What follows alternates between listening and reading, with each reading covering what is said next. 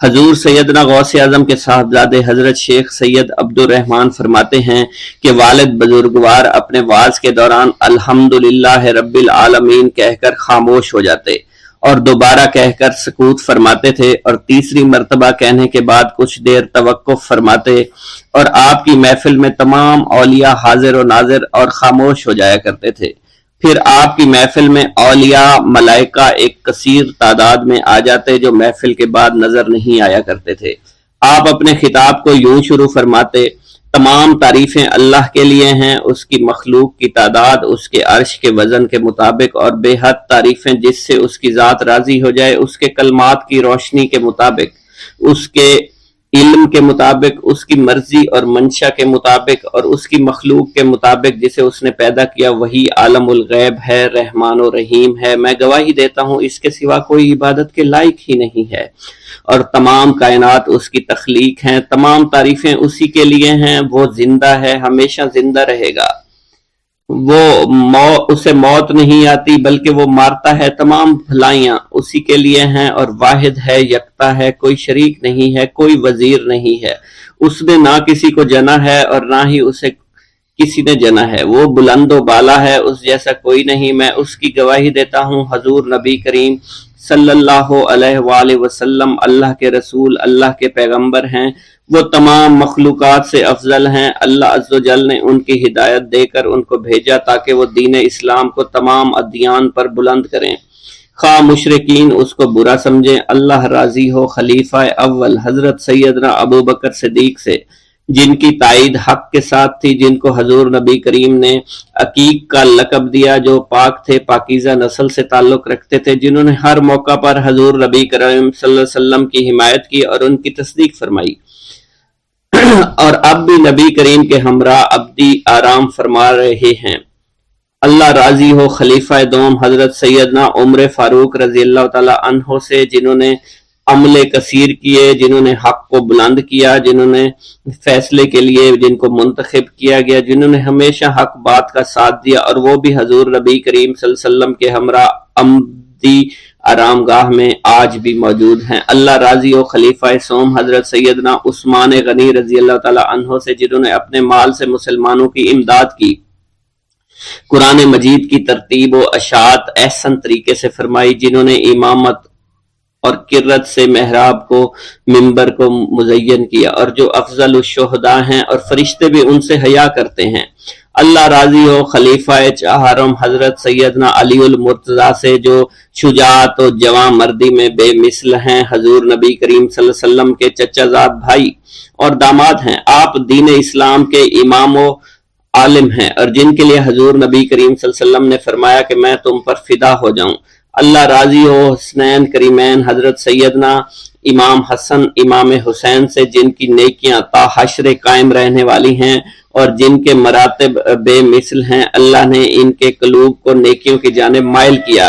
اے اللہ تو ہمارے رازوں اور دلی کیفیات سے واقف ہے، ہمیں ہر عمل کرنے اور برائی سے بچنے کی توفیق عطا فرما، اور ہمیں گناہوں کی لذت سے بچا، ہمیں اپنے ما سوا سے محفوظ رکھ اور اپنی مشغولیت عطا فرما۔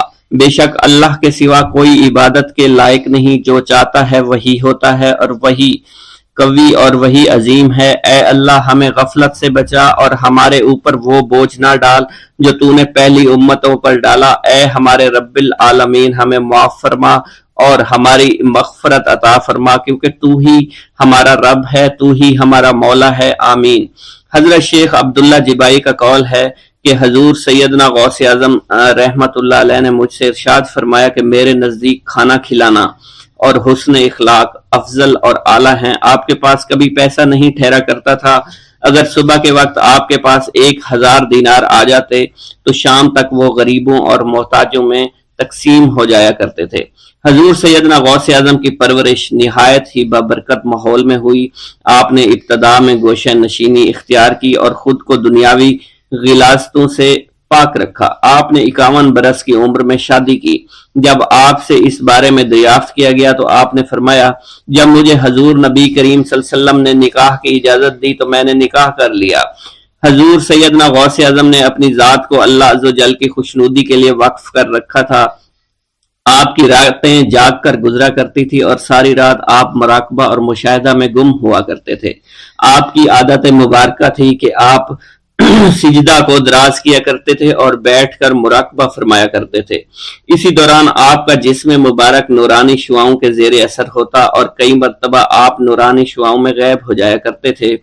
हजरत शेख अबू अब्दुल्ला बिन हसनैन बिन अबिल फजल फरमाते हैं कि हजूर सैयदना गौसे आजम के बाज दहकानी मुरीदीन हर साल आपके लिए गेहूं बोते थे और जायज तरीका से उसे पालते थे।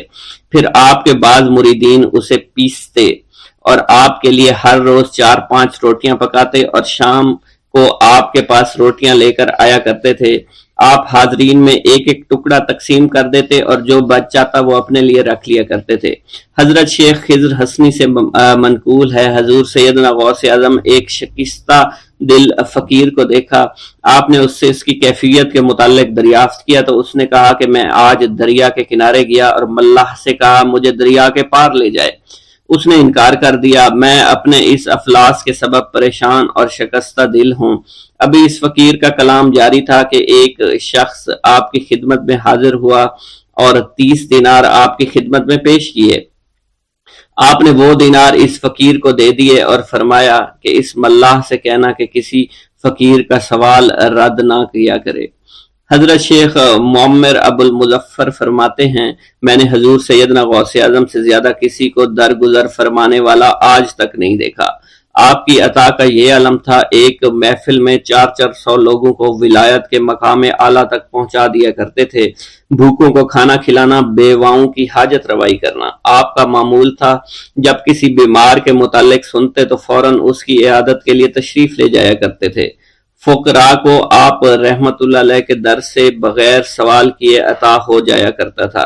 हजूर सैयदना गौसे आजम ने फरमाया कि मखलूक से किनारा कशी से पहले इल्म हासिल करो, क्योंकि जो शख्स इल्म के बगैर इबादत करता है वो इस्लाह से ज्यादा फसाद में मुब्तला हो जाता है।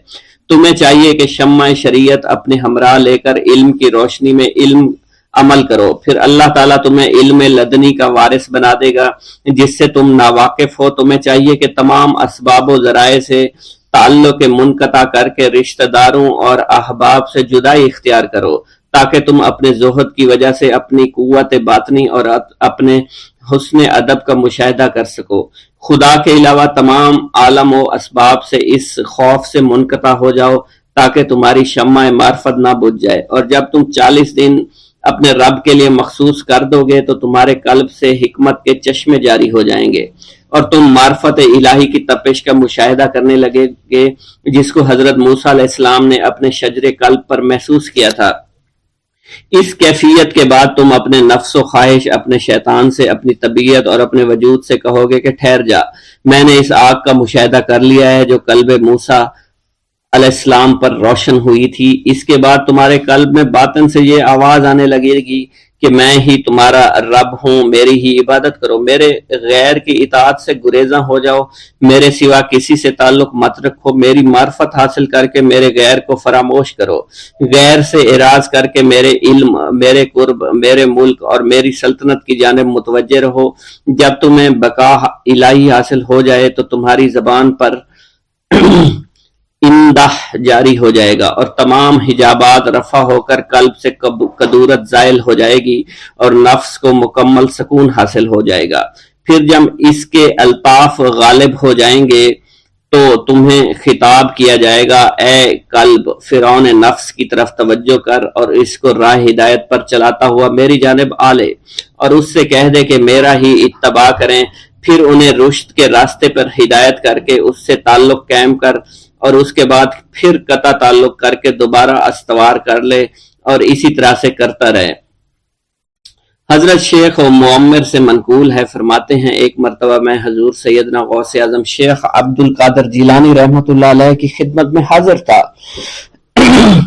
आप बैठे कुछ लिख रहे थे। इसी दौरान छत से 3 मरतबा मट्टी गिरी। चौथी मरतबा ऐसा हुआ आपने जलाल में आकर उस जगह देखा जहां से मट्टी गिर रही थी। इसी दौरान एक चूहा इस जगह से नीचे गिरा और मर गया।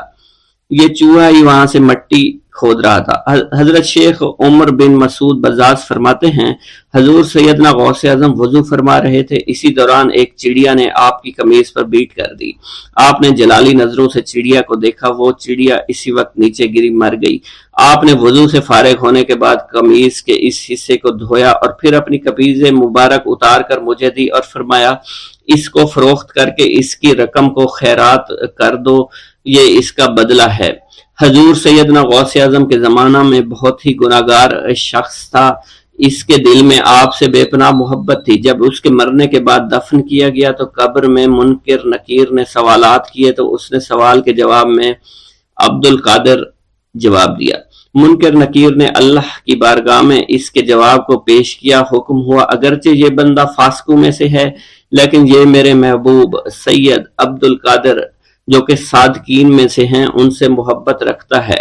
بغداد کے محلہ باب العز کے قبرستان میں سے ایک قبر سے مردہ کے چیخنے کی آواز آنے لگی۔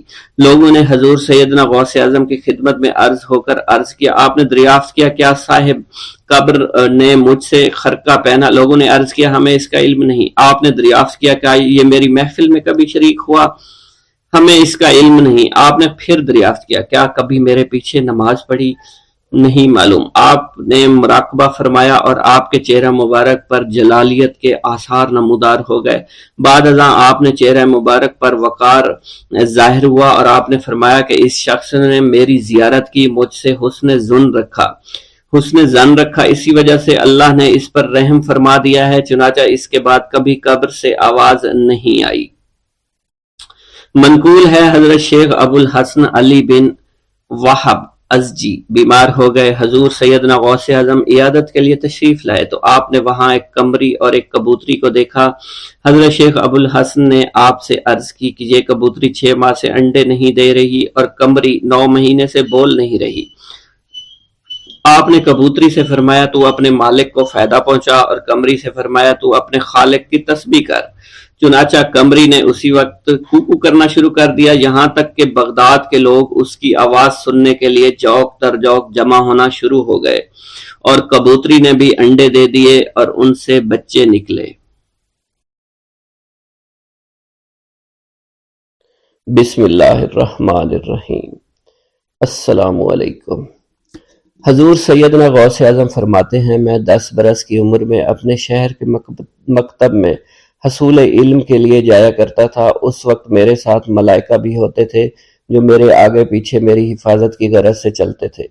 جب میں مدرسہ پہنچتا تھا تو وہ بار بار منادی کرتے تھے اللہ کے ولی کے لیے جگہ خالی کر دو، چنانچہ وہ میرے لیے جگہ خالی کر دیتے تھے۔ ایک مرتبہ میں نے ایک ایسے شخص کو دیکھا جس نے فرشتوں کی آواز سن کر کہا کہ یہ نہایت معزز گھرانے کا فرد ہے اور ان قریب اس کو وہ عظمت اور بزرگی حاصل ہوگی جس میں کوئی مزاحمت نہ ہوگی، اس کو ایسا قرب نصیب ہوگا کہ اس کو کوئی فریب نہ دے سکے گا۔ پھر 40 برس بعد میں نے اس شخص کو پہچانا، وہ شخص ابدالوں میں سے تھا۔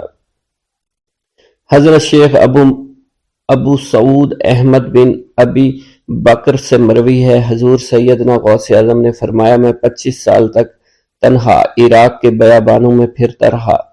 میں لوگوں کو نہ جانتا تھا، لوگ مجھے نہیں جانتے تھے۔ اسی دوران میرے پاس رجال الغیب اور جنات تشریف لائے جنہیں میں طریقت اور رسول اللہ کی تعلیم دیا کرتا تھا۔ ابتدا میں جب میں عراق میں داخل ہوا تو حضرت خضر میرے ہم سفر تھے اور میں انہیں اس وقت سے پہچانتا نہیں تھا۔ ان کے ساتھ میرا معاہدہ ہوا کہ میں ان کے کسی حکم کی خلاف ورزی نہیں کروں گا۔ ایک مرتبہ انہوں نے مجھے ایک جگہ بیٹھنے کا حکم دیا، میں اسی جگہ 3 سال بیٹھا رہا۔ سال میں ایک مرتبہ حضرت خضر میرے پاس تشریف لاتے اور فرماتے یہی تیرا مقام ہے جہاں تجھے پہنچایا گیا ہے۔ اس عرصہ کے دوران تمام نفسانی خواہشات مجھ پر انسانی شکل میں وارد ہوئیں، لیکن اللہ نے مجھے ہر موقع پر استقامت عطا فرمائی اور مجھے ان خرافات سے بچائے رکھا۔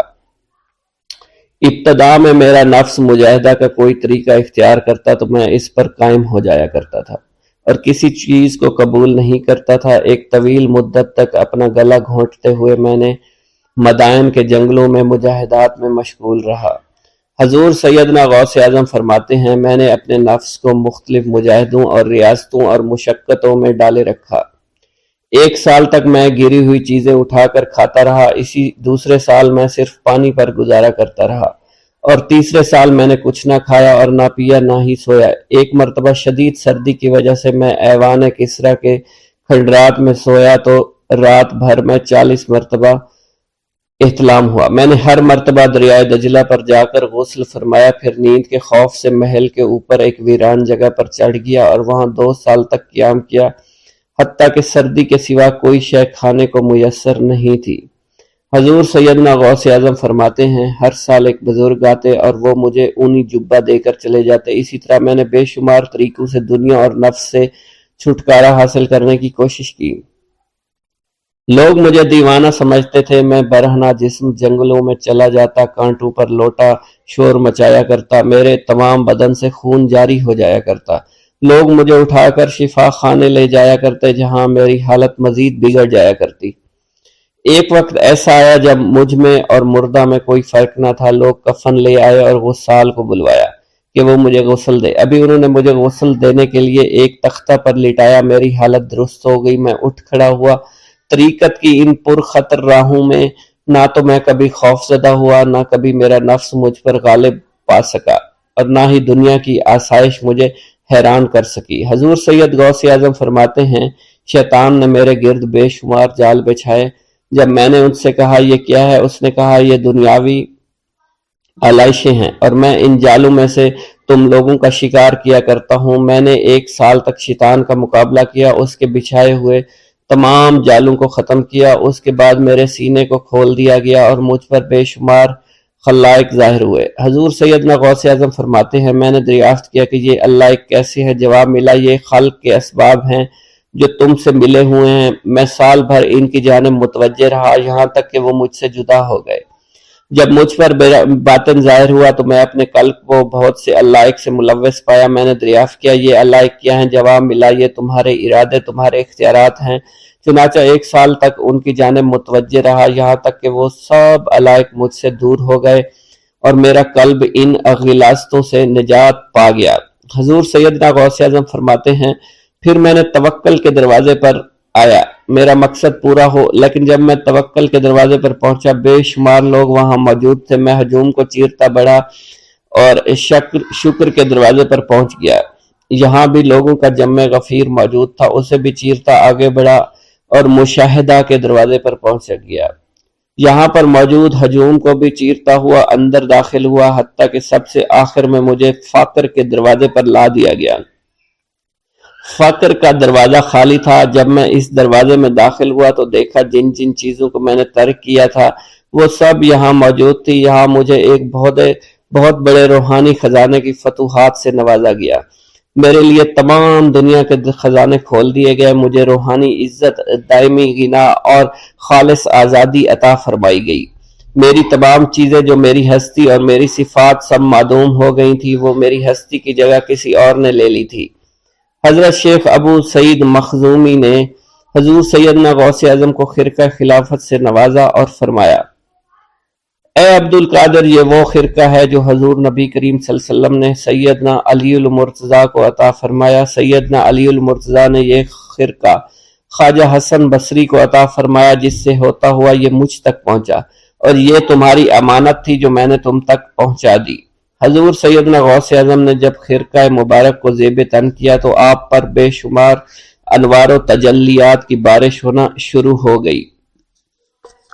میرا یہ قدم تمام اولیاء کرام کی گردن پر ہے۔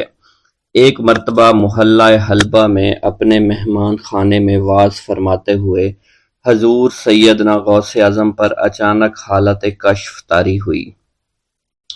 آپ رحمت اللہ علیہ نے فرمایا، میرا یہ قدم ہر ولی اللہ کی گردن پر ہے۔ یہ ارشاد سن کر تمام اولیاء اللہ نے اپنی گردنیں جھکا دیں۔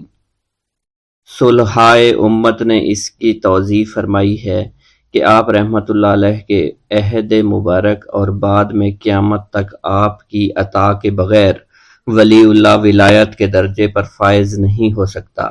سلطان الہند حضرت خواجہ معین الدین چشتی المعروف خواجہ غریب نواز اس وقت خراسان کے پہاڑوں پر مجاہدات میں مشغول تھے۔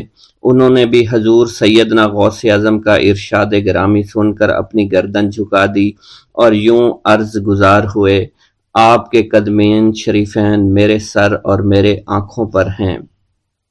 حضور سیدنا غوث اعظم فرماتے ہیں کہ میں 10 برس کی عمر میں اپنے شہر کے مکتب میں حصول علم کے لیے جایا کرتا تھا۔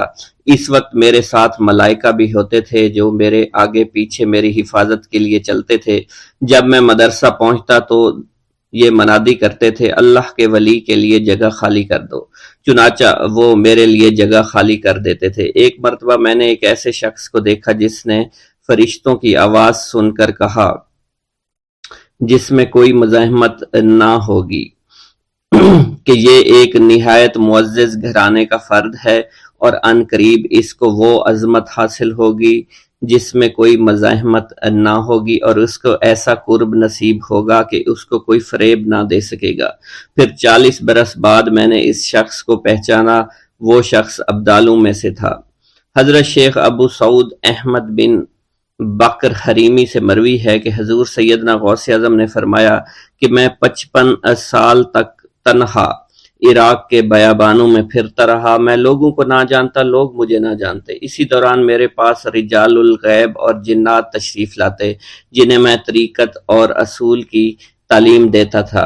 ابتدا میں جب میں عراق میں داخل ہوا تو حضرت خضر میرے ہم سفر بنے، اور بعد میں اس وقت ان کو پہچانتا نہ تھا، اور اس کے ساتھ میرا معاہدہ ہوا کہ میں ان کے کسی حکم کی خلاف ورزی نہیں کروں گا۔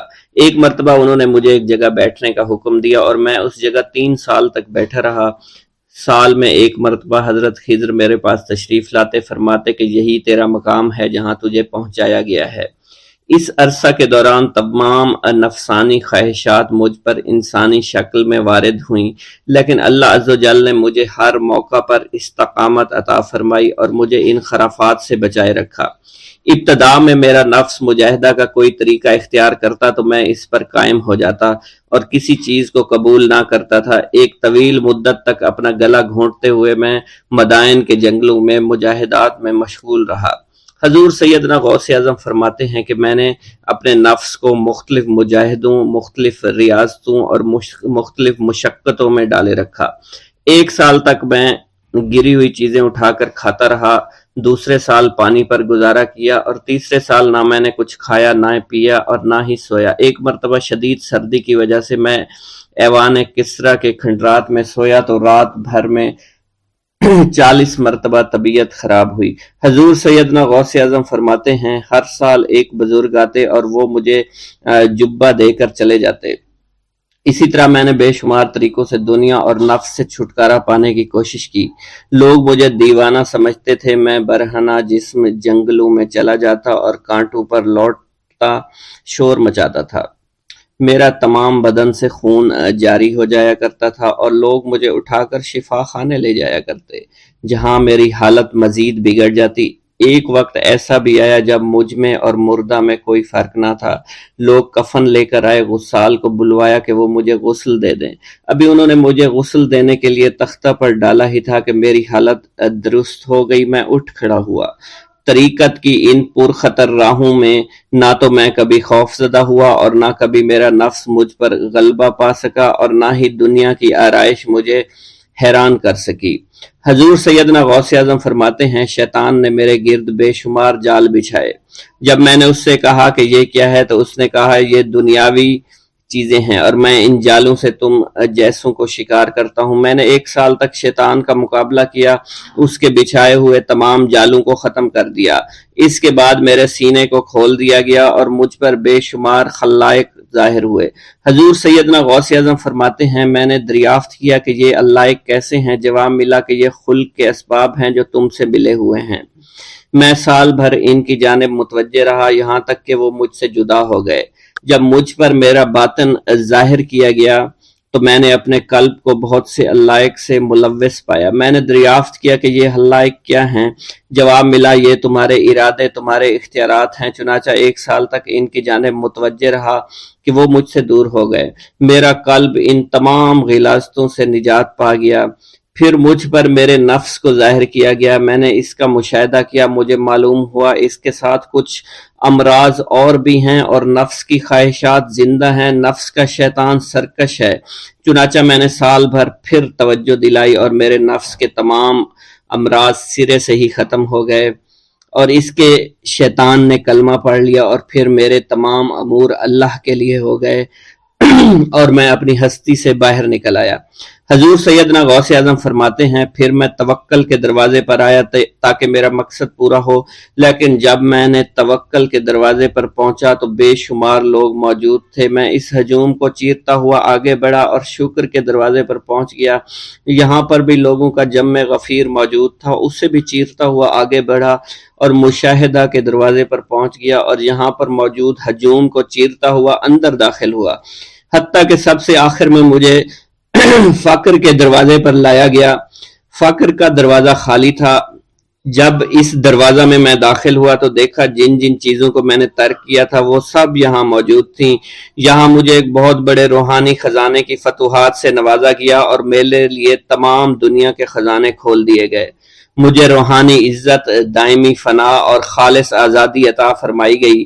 میری تمام چیزیں جو میری ہستی اور میری صفات سب معدوم ہو گئیں اور میری ہستی کی جگہ کسی اور نے لے لی۔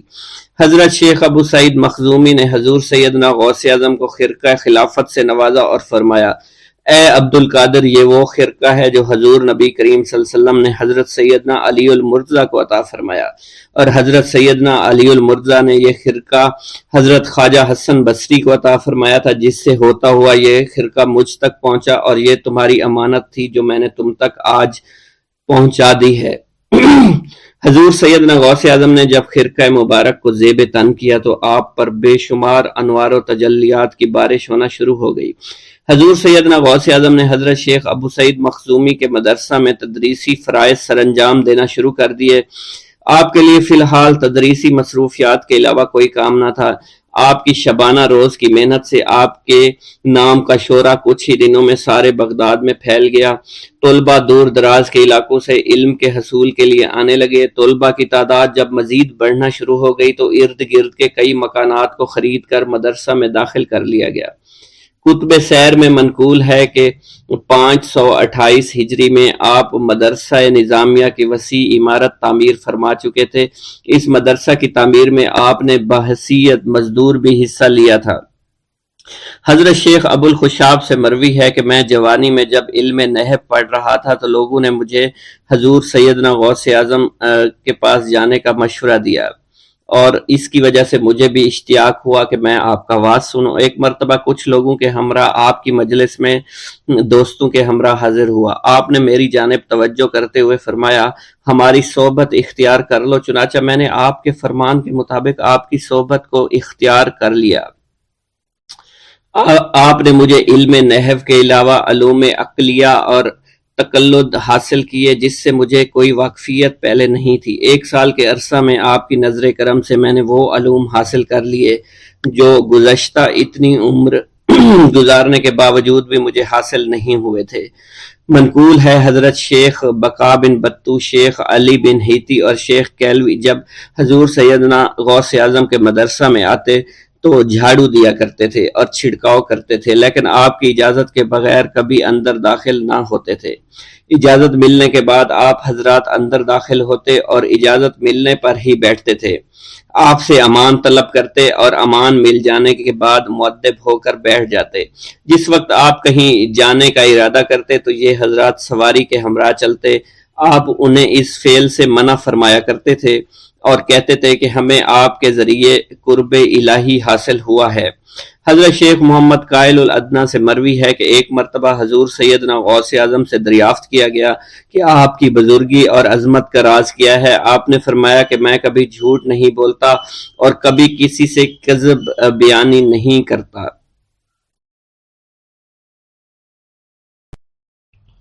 بھوک اللہ کے خزانوں میں سے ایک خزانہ ہے۔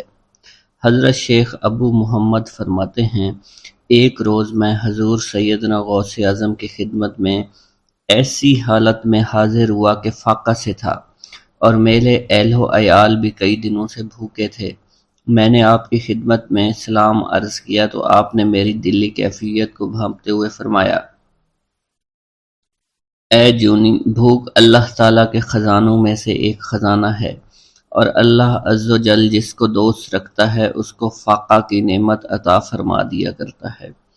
حضرت شیخ زین الدین فرماتے ہیں، ایک مرتبہ میں اور ایک میرا دوست حج کی ادائیگی کے بعد بغداد شریف آئے۔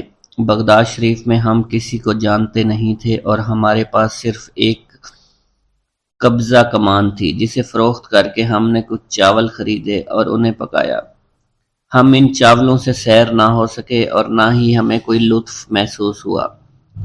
بعد ازاں ہم حضور سیدنا غوث اعظم کی محفل میں حاضر ہوئے تو آپ کچھ کلام فرما رہے تھے۔ ہمیں دیکھتے ہی آپ نے اپنا کلام قطع کر لیا اور فرمانے لگے، حجاز مقدس سے کچھ مہمان آئے اور ان کے پاس قبضہ کمان کے سوا کچھ نہ تھا جسے انہوں نے فروخت کر کے چاول خریدے اور انہیں پکا کر کھایا، لیکن نہ ہی وہ سیر ہوئے اور نہ ہی لطف اندوز۔ حضرت شیخ زین الدین ابو الحسن علی بن ابو طاہر ابراہیم انصاری فرماتے ہیں، ہم نے جب حضور سیدنا غوث اعظم کا یہ کلام سنا تو ہم نہایت حیران ہوئے۔ محفل کے اختتام پر آپ نے دسترخوان بچھوایا۔ میں نے آہستگی سے اپنے دوست سے اس کی پسندیدہ چیز کے متعلق پوچھا تو اس نے کہا، حلوہ کھانا چاہتا ہے، اور میرے دل میں اس وقت شہد کی خواہش پیدا ہوئی۔ ابھی یہ سب کچھ ہمارے دلوں میں ہی تھا کہ حضور سیدنا غوث اعظم نے اپنے خادمین کو حکم دیا، جاؤ حلوہ شہد لے آؤ۔ خادمین نے حکم کی، تعمیل کی اور حلوہ اور شہد ہمارے سامنے لا کر رکھ دیا۔ آپ کا اس طرح ہمارے دلوں کی بات پر مطلع ہونے سے ہم حیران رہ گئے۔ حضرت ابو حفص عمر بن صالح بغدادی ایک مرتبہ اپنی اونٹنی کو ہانکتے ہوئے حضور سیدنا غوث اعظم کی خدمت میں حاضر ہوئے۔ عرض کرنے لگے، حضور، میں حج کے لیے بیت اللہ شریف جانا چاہتا ہوں، مگر میری یہ اونٹنی میرا ساتھ دینے کے قابل نہیں ہے اور فی الحال میرے پاس کوئی دوسری سواری بھی نہیں ہے۔ آپ نے اس اونٹنی کی پشت پر ہاتھ پھیرا۔ اس کے بعد حضرت ابو حفص عمر بن صالح بغدادی نے اس اونٹنی کو ایڑی لگائی تو وہ اونٹنی بیت اللہ شریف تک بھاگتی ہی چلی گئی اور کوئی دوسری سواری اس کے قریب نہیں پہنچ سکی۔ حضرت ابو حامد فرماتے ہیں، میں ایک مرتبہ بغداد شریف میں حضور سیدنا غوث اعظم کی خدمت میں حاضر ہوا اور اپنا مصلی آپ کے نزدیک بچھا کر بیٹھ گیا۔ آپ نے مجھ سے فرمایا، اے حامد، تم عنقریب بادشاہوں کے دسترخوان پر بیٹھو گے۔ چنانچہ جب میں حران واپس پہنچا تو سلطان نور الدین زنگی نے مجھے اپنے پاس رہنے پر مجبور کر دیا اور مجھے اپنا مصاحب خاص مقرر کر دیا اور ناظم اوقاف مقرر فرمایا۔ حضرت شیخ ابو المظفر اسماعیل سے منقول ہے کہ ایک مرتبہ حضرت شیخ الہیتی بیمار ہو گئے۔ حضور سیدنا غوث اعظم ان کی عیادت کے لیے تشریف لائے۔ آپ نے ان کے نزدیک کھجور کے 2 درخت دیکھے جو 4 سال سے خشک تھے اور ان پر پھل نہیں آتا تھا۔ آپ نے ان درختوں کے نیچے بیٹھ کر وضو کیا اور 2 رکعت نماز ادا فرمائی۔ کچھ دن گزرنے کے بعد ان درختوں پر پھل لگ گئے اور وہ دوبارہ سے سرسبز و شاداب ہو گئے۔ جھولی کو میری بھر دو ورنہ کہے گی دنیا، ایسے سخی کا منگتا پھرتا ہے مارا مارا۔ مولانا عبد الرحمن جامی فرماتے ہیں، حضور سیدنا غوث اعظم کا ایک مرید آپ کے ہمراہ مسجد کی جانب جا رہا تھا۔ جمعہ کا دن تھا۔ اس دن کسی بھی شخص نے آپ کو دیکھ کر نہ سلام کیا نہ ہی کچھ توجہ فرمائی۔ اس مرید کے دل میں خیال آیا کہ پہلے تو آپ جمعہ کی نماز کی ادائیگی کے لیے بڑی مشکل سے لوگوں کے ہجوم میں سے ہوتے ہوئے مسجد کی جانب تشریف لے جایا کرتے تھے، اور آج کوئی شخص بھی آپ کو سلام نہیں کر رہا ہے اور نہ آپ کے نزدیک آ رہا ہے۔ مولانا عبد الرحمن جامی فرماتے ہیں، ابھی یہ خیال اس مرید کے دل میں ہی تھا کہ حضور سیدنا غوث اعظم نے مسکرا کر اس مرید کو دیکھا، پھر لوگوں کا ایک جمع غفیر اکٹھا ہو گیا اور ہر کوئی آپ سے سلام کرنے کا خواہش مند تھا، یہاں تک کہ اس مرید اور آپ کے درمیان ہجوم حائل ہو گیا۔ اس مرید کے دل میں یہ خیال آیا کہ یہ پہلا حال اچھا تھا جب میں اور آپ تنہا تھے۔ مولانا عبد الرحمن جامی فرماتے ہیں حضور سیدنا غوث اعظم شیخ عبد القادر جیلانی نے ایک مرتبہ پھر اس مرید کی دلی کیفیت کو بھانپتے ہوئے فرمایا، تمہیں معلوم نہیں لوگوں کے دل میری مٹھی میں ہیں، میں انہیں چاہوں تو پھیر دوں، چاہوں تو اپنی جانب متوجہ کر لوں۔ ایک مرتبہ ایک عورت حضور سیدنا غوث اعظم کی خدمت میں بیٹے کو لے کر حاضر ہوئی، عرض کیا میرے اس بیٹے کو آپ سے دلی لگاؤ ہے، آپ اسے اپنی غلامی میں قبول فرما لیں، میں اللہ عز و جل اور آپ کی خاطر اپنے بیٹے پر اپنے حق کو معاف کرتی ہوں۔ آپ نے اس لڑکے کو قبول فرما لیا۔ چند روز بعد وہ عورت اپنے بیٹے سے ملنے کے لیے آئی تو وہ لڑکا آپ کے حکم سے مجاہدات میں مشغول تھا اور بے حد کمزور اور لاغر ہو چکا تھا۔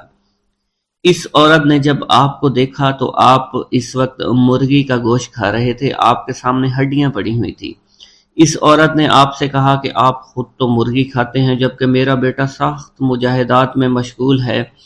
آپ نے اس عورت کی بات سننے کے بعد ہڈیوں کی جانب اشارہ کیا اور حکم دیا، اللہ عز و جل کے حکم سے زندہ ہو جاؤ۔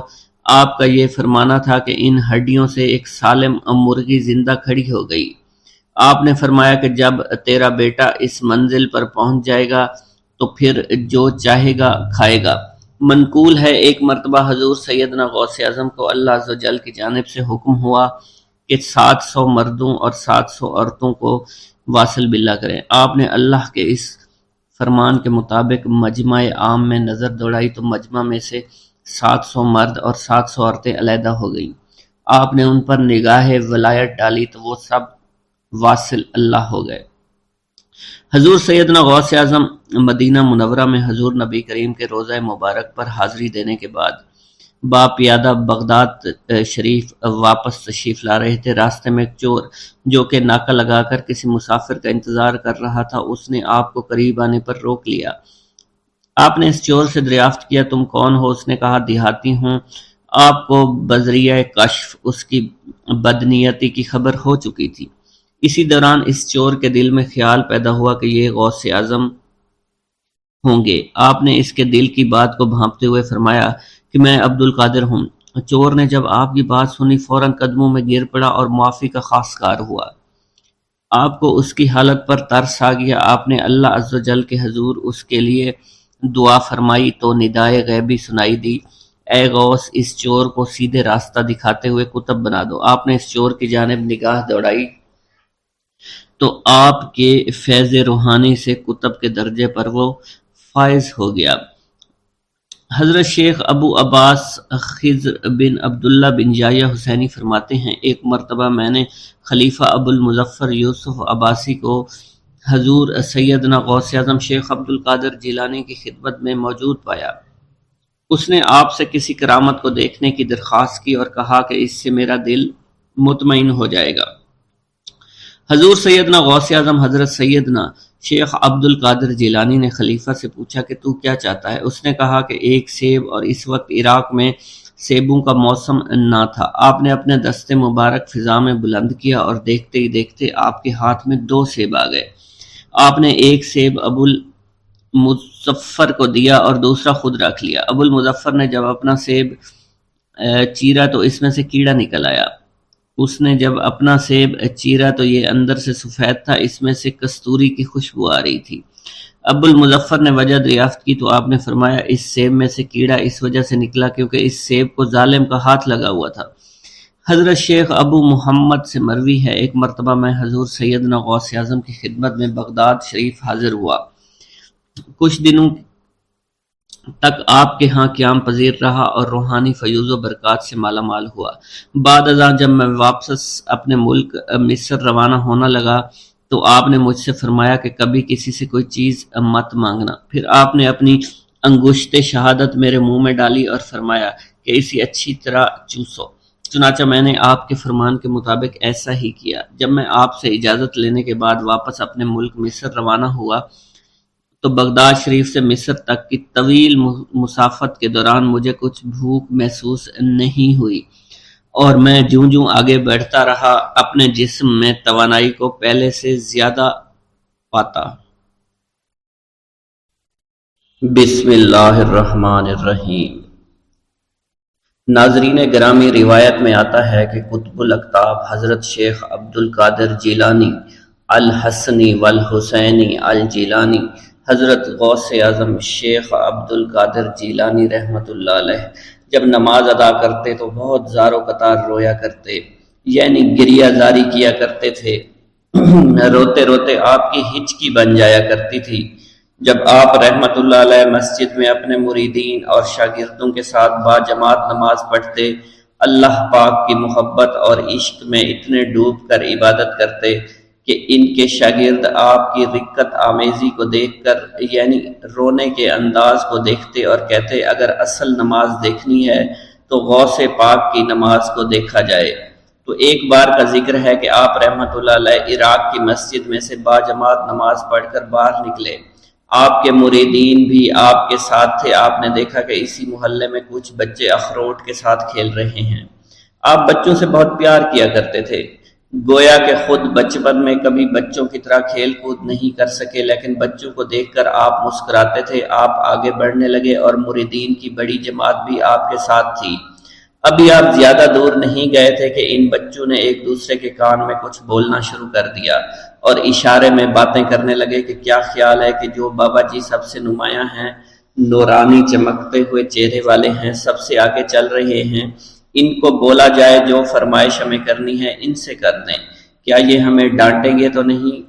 تو کچھ سمجھدار بچے ہم زبان ہوئے اور کہا نہیں نہیں، یہ جو بابا ہے نا بہت اچھے ہیں، ان سے جو کچھ کہو گے انہوں نے وہ ہماری بات پوری کرنی ہے، ہم ان سے ایک میٹھی اور لذیذ چیز آج منگواتے ہیں۔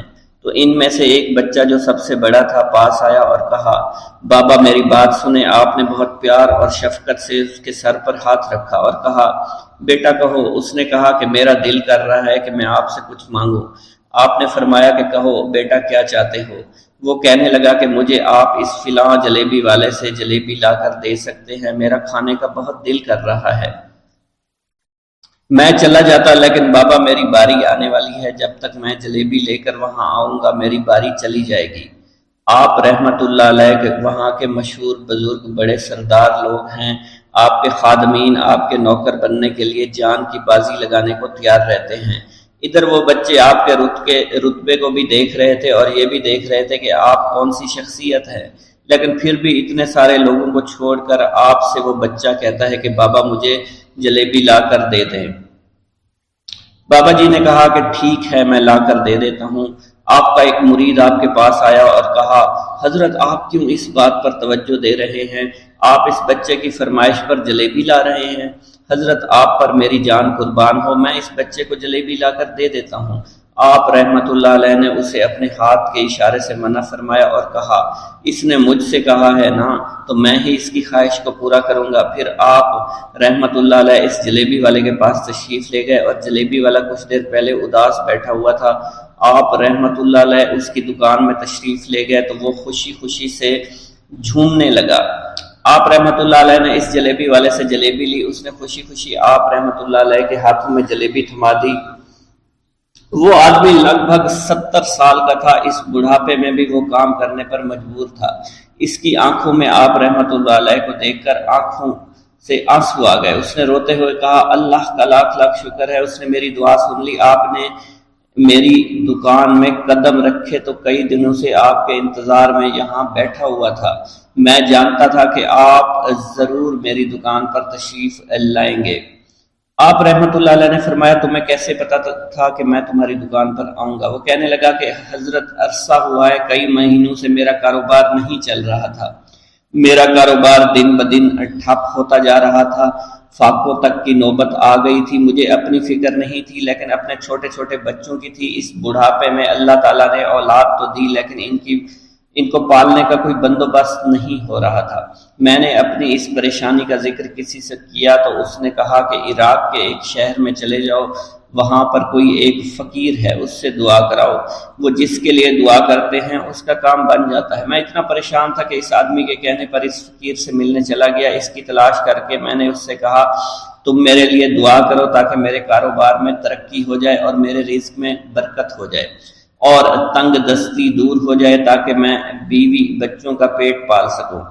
فقیر مجھے دیکھ کر کہنے لگا کہ تم پیران پیر غوث اعظم دستگیر رحمت اللہ علیہ کو نہیں جانتے؟ میں نے کہا میں نہیں جانتا۔ وہ کہنے لگا حیرت ہے کہ تمہیں یہ پتہ نہیں کہ تم ان کو جانتے ہی نہیں کہ ولیوں کے سردار ہیں۔ میں تو بہت چھوٹا سا فقیر ہوں، میری دعاؤں میں اتنا اثر نہیں کہ وہ غوث اعظم رحمت اللہ علیہ ہیں، جس کے لیے بھی دعا کریں اس کا بیڑا پار ہو جایا کرتا ہے، اور جب اس دور میں غوث پاک رحمت اللہ علیہ خود موجود ہے تو پھر ہمارا کیا مقام ہوگا ان کی دعا کے آگے؟ ہماری دعا کچھ بھی نہیں ہے۔ میں نے کہا اگر یہ بات ہے کہ آپ سے بڑا کوئی بزرگ ہے تو مجھے بتائیے کہ غوث پاک رحمت اللہ علیہ مجھے کہاں ملیں گے اور میں کہاں جاؤں ان سے ملنے کے لیے؟ وہ کہنے لگا کہ وہ جیلان میں ہیں، تم ادھر جاؤ، ہماری کیا جرت کہ آپ کے لیے دعا کریں۔ آپ رحمت اللہ علیہ جس کے لیے بھی دعا فرماتے ہیں اس کا بیڑا پار ہو جاتا ہے، اور اس کو کہیں بول جانے کی ضرورت نہیں ہوتی۔ حضور جب اس فقیر نے مجھے یہ بات کہی تو فوراً جیلان شریف میں آ گیا اور یہاں پر میں نے آپ کی تلاش شروع کی۔ آج دیکھیے آپ خود بخود میری دکان پر تشریف لائے ہیں، اب دیکھیے کہ آپ کے آنے سے کیسا نور میری دکان میں آ گیا ہے۔ حضور میرے حق میں دعا فرما دیجئے، اللہ پاک میری زندگی کو آسانیاں عطا فرمائے، مجھے اپنی بیوی اور بچوں کی بہت فکر ہے۔ آپ رحمت اللہ علیہ نے فرمایا پریشان ہونے کی ضرورت نہیں، اللہ تعالیٰ سب معاملات ٹھیک فرما دے گا۔ یہ کہہ کر آپ تشریف لے گئے، اس بچے کے پاس آئے اور اس کے ہاتھ میں جلیبی تھما دی۔ ابھی وہاں سے جانے والے تھے، دوسرا بچہ آیا، اس نے کہا کہ بابا آپ نے اسے تو جلیبی لا کر دی ہے، مجھے بھی لا کر دیں۔ آپ نے اس سے بھی تسلی دی اور کہا میں تمہیں بھی جلیبی لا کر دے دیتا ہوں بیٹا۔ یہ دیکھ کر مریدین بہت غصہ ہونے لگے اور کہا کہ حضور ہم اس بچے کو جلیبی لا کر دے دیتے ہیں، آپ کیوں زحمت کرتے ہیں؟ لیکن آپ نے فرمایا نہیں، یہ بچے مجھ سے کہہ رہے ہیں نا، میں ان کا نہیں ٹال سکتا۔ حضور آپ بہت مصروف شخصیت ہے، کیوں ان چھوٹے بچوں کی باتیں سن رہے ہیں؟ آپ نے ہاتھ کے اشارے سے انہیں روکا اور فرمایا اللہ تعالیٰ نے ہمیں جس کام کے لیے چنا ہے بس وہ کام ہی ہم کر رہے ہیں، تم لوگ اللہ پاک کی حکمت کو نہیں سمجھ رہے۔ پھر آپ جتنی بار وہ بچے آپ کو بھیجتے رہے، آپ رحمت اللہ علیہ ان کے لیے جلیبیاں لاتے رہے، حتیٰ کہ آخری بچے کو بھی آپ نے جلیبی لا کر دے دی اور وہ مزے سے کھانے لگے۔ جلیبی کھانے کے بعد وہ آپ کو دعائیں کرنے لگے اور کہا آپ بہت اچھے انسان ہیں، جیسا کہ آپ کے بارے میں ہم نے سنا تھا آپ ویسے ہی ہیں، آپ اخلاق کے بہت عمدہ ہیں، آپ کی سخاوت کے بارے میں ہم نے جتنا سن رکھا تھا آپ اتنے ہی سخی ہیں، ہم آپ سے بہت خوش ہوئے۔ آپ رحمت اللہ علیہ مسکرائے، بچوں کی خوشی دیکھ کر آپ کو دلی اطمینان ملا۔ اب ایک اور نماز کا وقت ہو رہا تھا، آپ نے مریدین سے کہا کہ چلو نماز پڑھنے کے لیے مسجد میں چلتے ہیں۔ وہ سب مل کر مسجد میں چلے گئے اور اللہ کی عبادت میں مصروف ہو گئے۔